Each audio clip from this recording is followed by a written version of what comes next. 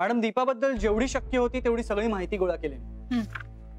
Deepa social networking साईटवरती फारशी active नव्हती. तिचा ऑफिस मधल्या लोकांशी फारसा रॅपो नव्हता. म्हणजे ऑफिस मधली लोक सुद्धा तिच्यामध्ये फारशी इन्व्हॉल्व नाही व्हायची. स्पष्ट शब्दात सांगायचं झालं तर तिच्याबद्दल कोणालाच काही पडलेली नव्हती. मी ती याच्या आधी जिथे काम करायची त्याही ऑफिसमध्ये जाऊन चौकशी केली.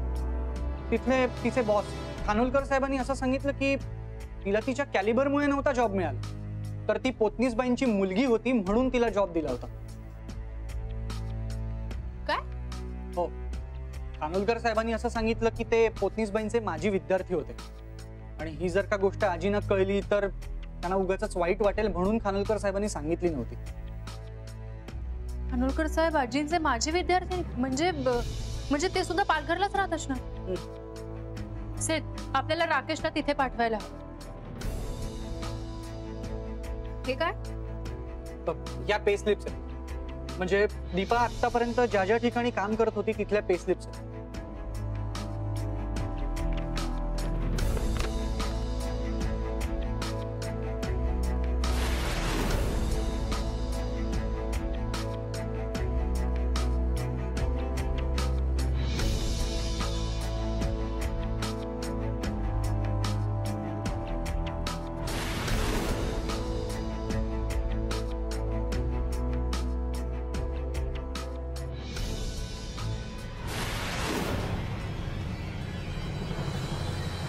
सिर, या पे स्लिप्सवरनं एक गोष्ट लक्षात आली.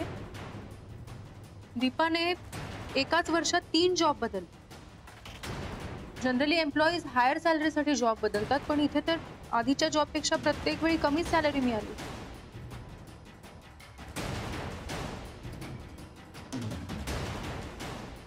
बघू.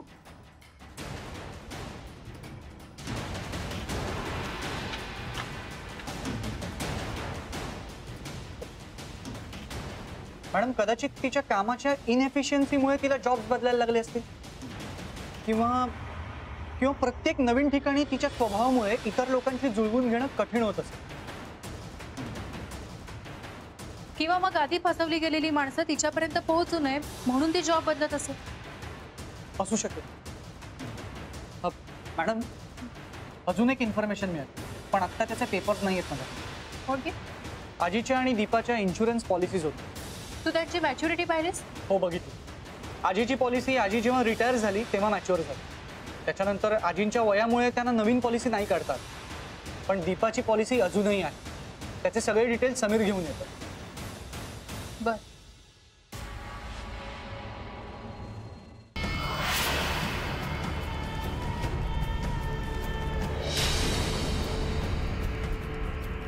कारण आता मीच आरती पोतनीस आहे.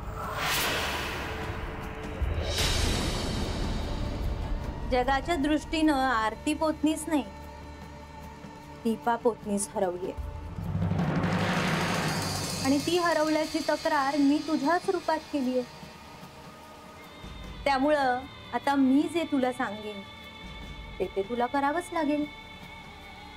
आणि तू बंदिवान होऊन इथं राहशील. कारण आता मी तुझ्याच रूपात आरती पोतनीस म्हणून जगेन. दीपा हरवली आहे, पळून गेली आहे असंच सगळ्यांना वाटेल आणि सगळे दीपाचा शोध घेत राहतील. पण मी त्यांना सापडणारच नाही. कारण मी तर आरती आहे, आरती पोतनीस. हा भयानक खेळ किती दिवस खेळणार आहेस तू?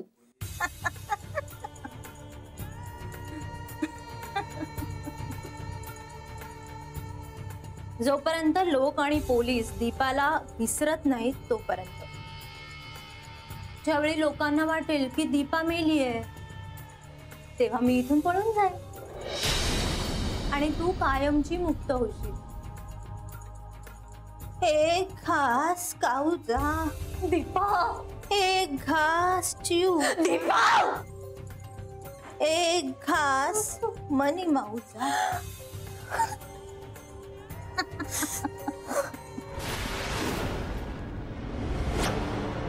जबरदस्तीनं सह्या घेऊन, माझी सही गिरवून कॉपी करून हिनं माझं पालघरचं घर विकलं आणि वसईत इथं आड बाजूला घर घेतलं.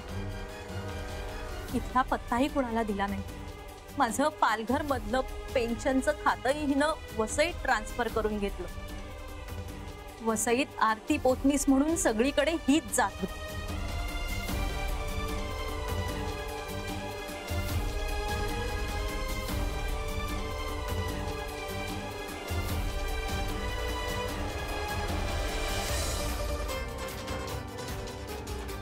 अभिनय खूप चांगला करते ही.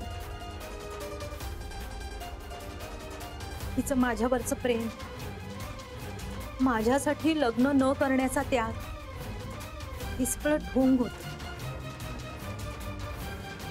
ही एकदा मला म्हणाली होती, माझ्यासोबत किती दिवस पुरणार आहे तुला बाळा? अचानक मला काही झालं तरी अगं असं काय बोलतेस तू? हे बघ, नाही तर तुझ्या आधी मीच जाईन. हे राजा, असं अभद्र बोलायचं नाही हा.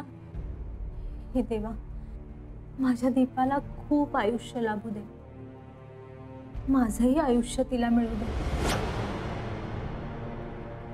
हिनं निघून गेल्याचं, हरवल्याचं नाटक केलं आणि माझ्याच घरात राहून माझंच आयुष्य जगत राहिली. स्वतःची कैद मला दिली.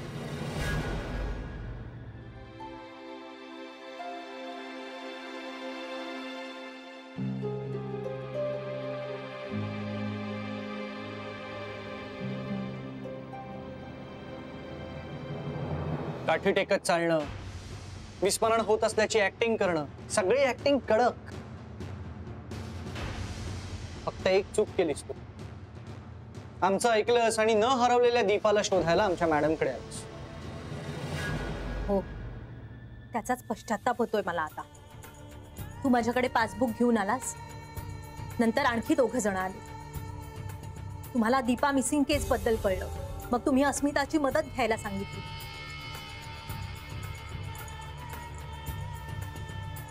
नाईलाजानं होकार द्यावा लागला. मी तसं केलं नसतं तर तुम्हाला संशय आला असता. मीच दीपा असल्यामुळे तुम्हाला दीपा सापडणं शक्यच नव्हतं, हे ठाऊक होतं मला. तुम्ही इतक्या डीप जाऊन मीच दीपा आहे हे शोधाल असं वाटलंच नव्हतं मला. तुमची 2 माणसं माझ्यावर पाळत ठेवू नयेत हे ठाऊक होतं मला.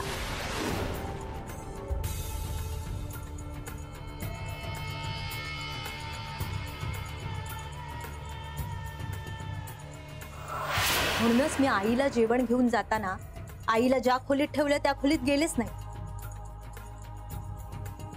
जिथे माझा फोटो होता त्या खोलीत मी गेले. दीपा, हे बघ, जेवण घेऊन आले तुझ्यासाठी. हा, जेवून घे बघू. आईला तर दुसऱ्याच खोलीत कोंडलं होतं मी, आणि त्या खोलीचा शोध तुम्हाला लागेल असं वाटलंच नव्हतं मला. तरी कसं कळलं तुम्हाला? शंका तरी कशी आली की मीच दीपा आहे म्हणून? खरं तर तेव्हा मी सुद्धा फसले होते, पण समीरने ते दृश्य शूट केलं होतं. त्या खोलीतली पुस्तकं आणि मासिका जर दीपाची होती. आई, आता तुला बाबांची सोबत आहे. तू ना इकडची अजिबात काळजी करू नकोस. तू गेल्यानंतर आजीने मला सांभाळलं. निकिता, आईच्या फोटोला हार घालू नकोस. आजी, अगं असं का म्हणतेस? एवढे दिवस घालतोय ना आपण आईच्या फोटोला हार, मग आज का नाही घालायचंय? कारण जिवंत माणसाच्या फोटोला हार घालायचा नसतो.